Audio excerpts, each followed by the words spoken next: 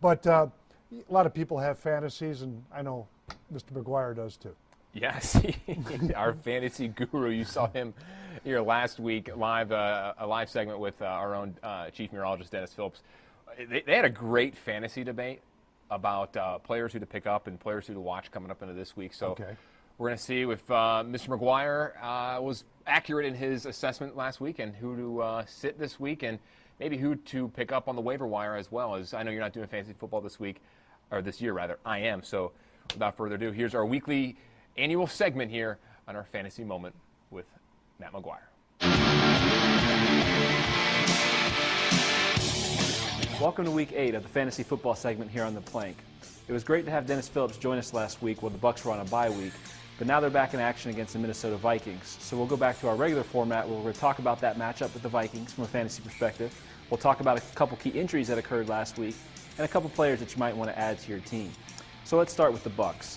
Now, they were on a bye last week, and boy, did they need it. Hopefully, the players and coaches took this time to sit back and look at some of the things that were going wrong and try to correct them so we can finish strong this season. Now, the question on a lot of people's minds, now that Josh McCown is back and healthy, is there going to be a quarterback controversy here in Tampa? Mike Glennon's played really well at times, but he's also played pretty poorly at times. But I go back to a comment I made a few weeks ago.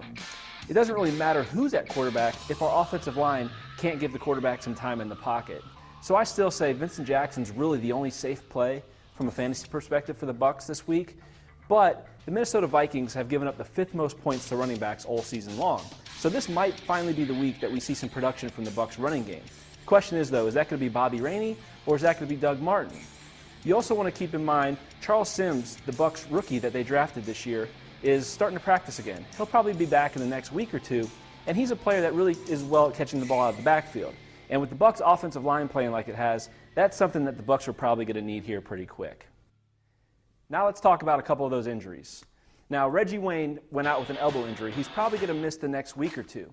And in that high-powered passing offense in Indianapolis, those targets got to go somewhere. Reggie Wayne was averaging about 8 to 12 targets per week. Now, a player that I talked about in a couple weeks ago was Hakeem Nicks. And I think that's the guy who's going to pick up a lot of the slack for Reggie Wayne while he's out.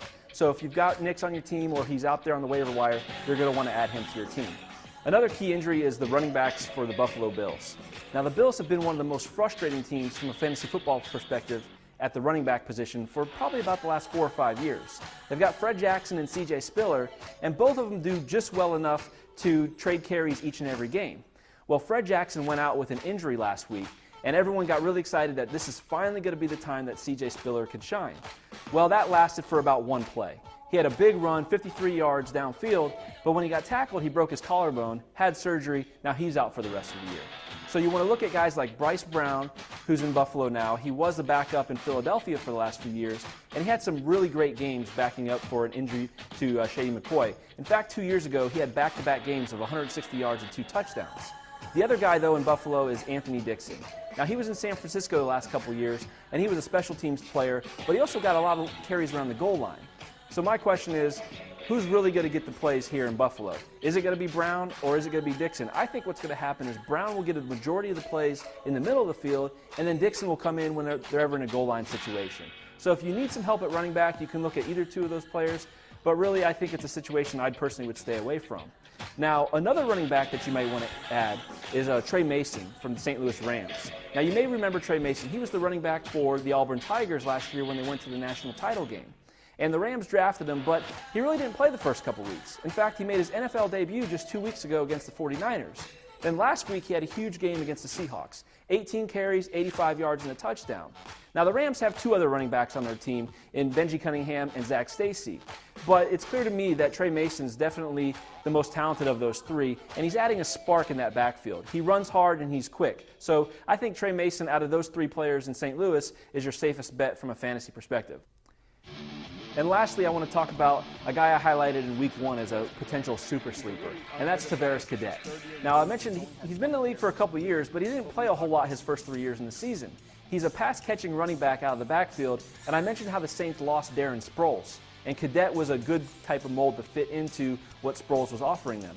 Well, it's finally starting to happen. He's number 5 on the team in total targets, and in the last 3 weeks, he's had 15 catches, about 120 yards, and a touchdown. They also had an injury to Pierre Thomas, who was Drew Brees' favorite target out of the backfield.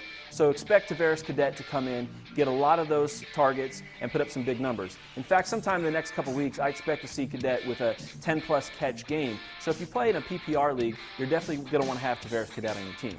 Now that's all I've got this week. Thanks for watching. I'm Matt McGuire. And remember, hashtag the plank on Twitter if you have any questions. All right, Matt. Thanks, buddy.